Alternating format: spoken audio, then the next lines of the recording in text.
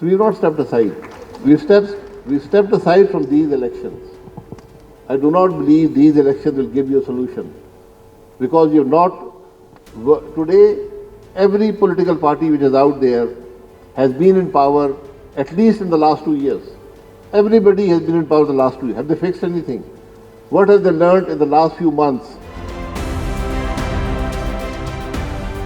What has happened in Pakistan over the last, 2 decades or 3 decades, the dialogue has deteriorated into a blame game, into trying to assign blame to who did what.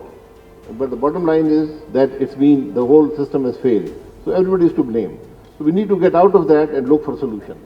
Yeah, but you've been advocating it, sorry to interrupt you, you've been advocating this grand roundtable dialogue for the last year and a half, 2 years, and there have been no takers. So how do you propose to bring people to the table? So I'm still saying that is the solution. Now you try to get there. You'll have elections. Will the elections generally elections bring new faces and a new start, but I don't think this election will even do that. So there's a dire need to start a process of healing, a process of dialogue, and try to fix the system. And the economy will be the driver today, the major driver today.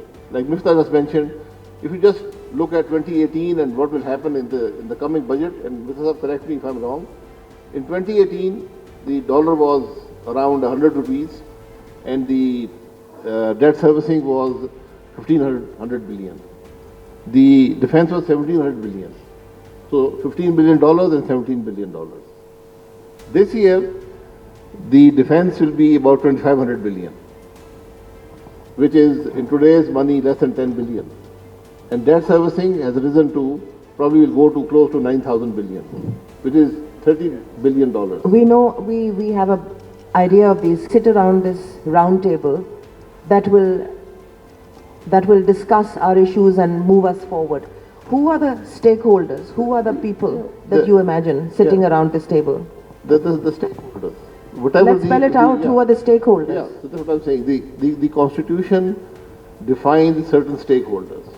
We operate at the fringe of the Constitution. There have been practices of how we run government, so we have to live with that reality. So the stakeholders are very obvious. The stakeholders are the political system, the judicial system, the leadership, the political leadership, the judicial leadership, and the military leadership. They are people who affect the system of governance today. What makes you think that they're listening to you? Because nothing has been done so far. The numbers are just put before you. Okay. They will drive. If they do not have the sense of urgency today, it will come tomorrow. So it is better to fix the system before you have a collapse than trying to. That is called leadership. Pakistan has had a failure of leadership at the political level, at the judicial level, at the military level. That's why we are here. Okay, so there's a failure of leadership. Here we have on my left and on my right, two leaders who have served at the highest echelons of power in Pakistan. You've both stepped aside. Why have you both stepped aside? Shouldn't you have continued to struggle for this utopia that you want? Should you not have continued to do that instead of giving up and sitting it out? No. So we have not stepped aside. We stepped aside from these elections. I do not believe these elections will give you a solution because you have not. Today, every political party which is out there has been in power at least in the last 2 years. Everybody has been in power the last 2 years. Have they fixed anything? What have they learned in the last few months which will qualify them to fix the problems tomorrow? So that is why we thought we'd sit this one out and then we will stay in politics and we look for a new path to how we can contribute. Okay, Miftah, so how can you contribute? Because as we know, it's become a rentier economy. I'm a sinner myself. I own some land. I prefer to rent it out rather than farm it myself. And I think this goes for a lot of people who own land and who put it out on rent, etc. It's a highly unproductive way of dealing with land. So while we're not, I'm sure you're not recommending seizure of land reform because that time is gone. So no, we know that. We know that, but we're reimagining Pakistan Yes, here. so we're reimagining Pakistan, and in reimagining Pakistan, we need to come up with some basic rules, which is a constitution, where these, where the rules of the game think beyond one election cycle. Now, coming to your agriculture question, Pakistan has less productivity, whether it comes to wheat, when it comes to cotton, when it comes to rice. Except for maize, compared to India. We produce about 10 to 15% less per hectare of all of those crops compared to India, and maybe 20% less than China. So we need to rethink the way we do agriculture. In some cases, we need to improve the quality of our seeds in GMO.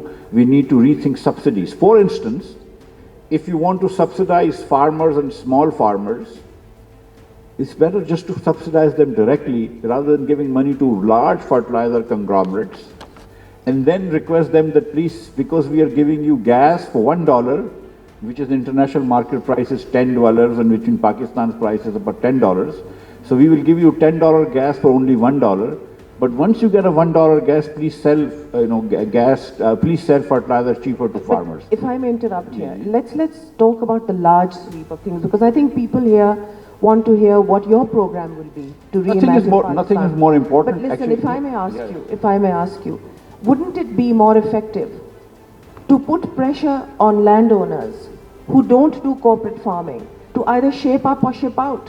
For instance, government policies that put pressure on them via taxes, etc., so that they realize that either they do corporate farming and they make the money that they're supposed to make out of the land, or then they sell it and move on and leave it to people who can till it better. No. Actually, Why do you mollycoddle the landowning class, Miftah?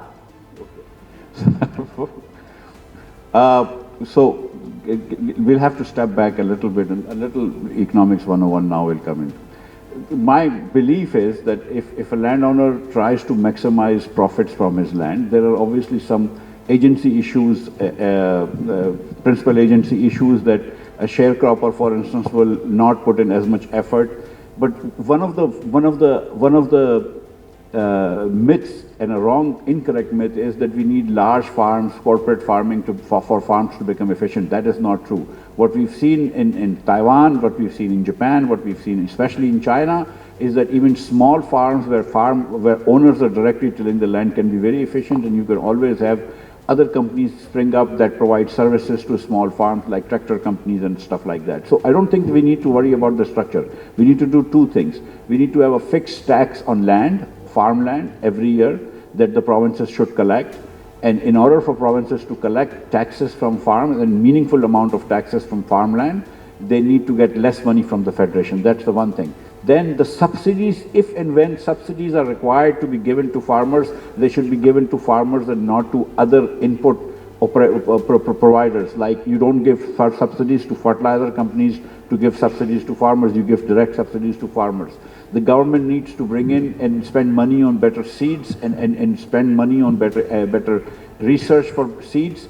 These are the three things, and then the market figure this out. So you have a comprehensive policy on how you're going to better agriculture in this country to reimagine Pakistan. Yes. I'm not a farmer, but if you look at the numbers, and what I think Miftah is also saying is that you have to make it a more market-based system.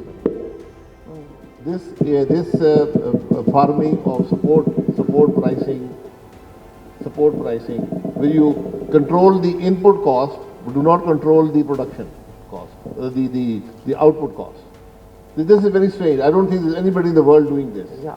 When you control the cost of, you give a support price for the wheat, but then you don't control what the atta will cost.